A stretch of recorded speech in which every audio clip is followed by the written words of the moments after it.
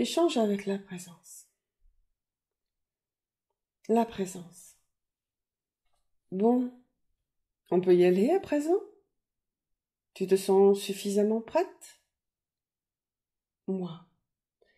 Si je m'écoute, je ne le saurai jamais. Je suis encore bien polluée par mon mental. La présence. Il ne tient qu'à toi de l'écouter, ou pas. Je te rappelle que tu es maître de tes choix, et qu'il ne tient qu'à toi à écouter cette partie de toi, ou l'autre. Moi. D'accord, oui, je comprends. Mais peux-tu simplement entendre que ce n'est pas évident de savoir ce qui est juste pour moi? Quelle voie prendre? Parfois c'est très flou, pas précis. Ça empêche d'avancer. La présence. J'entends. Et que veux-tu que je te réponde? Moi. Tu demandes à converser, donc réponds-moi non pas ce que je veux entendre, pas la réponse qui m'arrange. Je souhaite juste la réponse qui doit être. La présence. Je ne t'apprends rien sur le fait qu'il n'y a pas une réponse. Il y aura plusieurs réponses. Il n'y a pas un chemin. Il y a plusieurs chemins. Alors, là aussi, pour réagir à ce que tu exprimes, je te dirai que cette partie de toi qui doute sera toujours présente, et tu n'auras de cesse de naviguer entre elle et les choix cornéliens, parfois, que tu auras à faire. Certains d'entre vous pensent que ce mental, cet ego, comme vous l'appelez, doit être neutralisé, car il empêche de prendre la bonne direction. Là encore, je te dirais qu'il peut empêcher en effet de partir dans la direction que tu dois prendre, mais il peut aussi te protéger quand tu ne sais justement pas et que faire le choix du cœur n'est pas encore bien précis en toi. Vous n'êtes pas doté d'un cerveau pour rien. Il a son utilité. Sinon, vous ne seriez pas des humains. Mais comme toujours, et comme dans tout, il y a cette notion d'équilibre qui apparaît.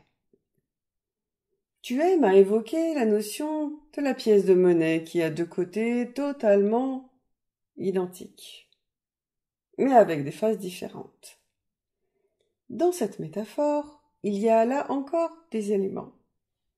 En effet, deux faces différentes sur une même pièce signifie bien qu'il faut regarder tous les aspects qui peuvent être différents suivant ta position. Cela signifie également qu'il y a un côté sombre et un côté lumière.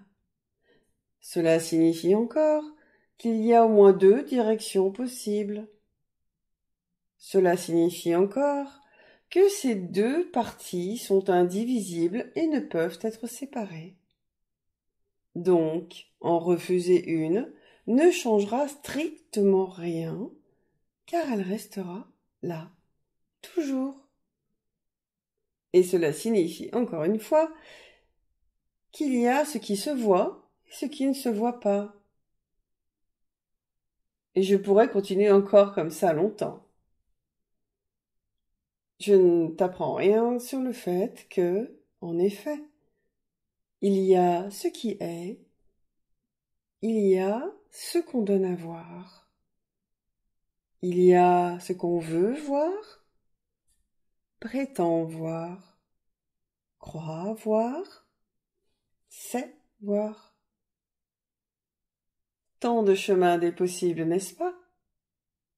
T'ai-je perdu déjà? Moi. Pas encore.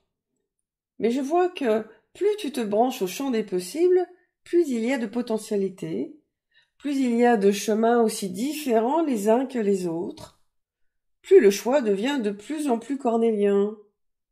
Et je reviens au point de départ encore. Je ne sais pas quelle direction prendre. La présence. Nous allons y venir. Je termine momentanément sur cette notion d'ego, de mental tant de fois décriée. Ce que certains appellent le petit moi a tout à fait son utilité. Tu comprends qu'il te sert de garde-fou, de protecteur, de temps de réflexion, de sas de décompression, de frein, de nourriture intellectuelle. Car tout cela, il vous en faut. Et il n'y a pas à se dire que cela doit être mis de côté pour écouter son cœur. Vous avez besoin de tout, pas que d'une partie. Reviens toujours à cette notion de pièce.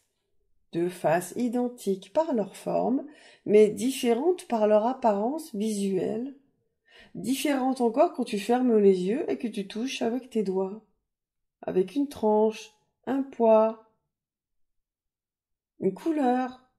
Il y a tant d'aspects différents dans une simple pièce.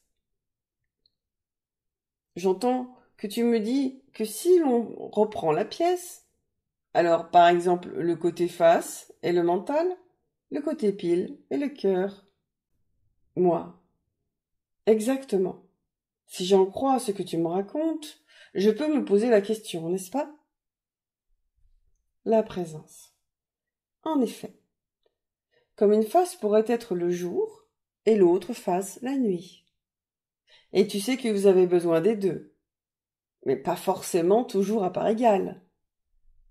Car d'égalité, il n'y en a jamais. D'équilibre, il n'y en a jamais. Car la perfection n'est pas de votre monde, car elle est subjective.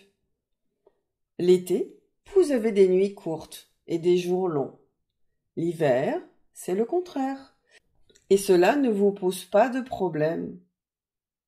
Eh bien, pour répondre concrètement à ce que tu me demandes, cette pièce a du mental d'un côté et du cœur de l'autre. Et parfois tu vas écouter plus l'un et parfois tu vas écouter plus l'autre. Comme parfois tu auras besoin de te retrouver seul et parfois d'être entouré. Dans tous les cas de figure, cela a sa raison d'être. J'entends que vous devez écouter votre cœur qui vous donne toujours la bonne direction. Oui, en effet. Mais qui te dit que ton choix est la voix du cœur? Moi. Si on pouvait éviter de trop me perdre, puisque je ne le suis déjà. La présence. Je vais te répondre, mais là encore, tu vas devoir trouver par toi-même. S'il y a deux côtés d'une pièce, et que l'équilibre doit être, et que le cœur est le choix le plus juste, mais que le mental égo a sa raison d'être, ce qui va primer là, c'est ce que nous avons commencé à évoquer la dernière fois, dans cet élan qui fait que tu sais quoi faire. Tu sens cette énergie qui te pousse dans une direction. Tu as ce besoin-là qui vient, plus important qu'un autre besoin.